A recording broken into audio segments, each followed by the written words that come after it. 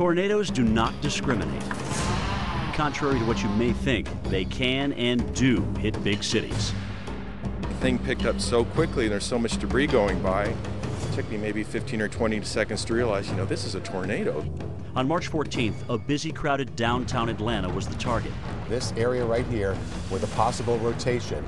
WXIA-TV chief meteorologist Paul Osman was working at the time. You were looking at some pockets of a few showers, a few thunderstorms that just exploded into these supercells. The result? An EF2 tornado that carved a 6-mile path through the heart of the city at a time when thousands were there for sporting events and conventions. Luckily, the major events had not yet let out for the evening. You're talking with thousands of people in the city at the Georgia Dome, and a guy from Alabama hits a 3-point shot at the buzzer to keep people inside the Georgia Dome, as opposed to having them on the streets going to their car.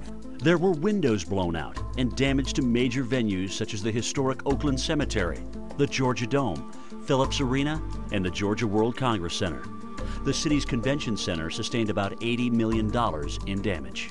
Walking through it for the first time was pretty amazing to me. I mean, we had large gaping holes in the exhibit space and also in some of the high steel in Building B and Building C.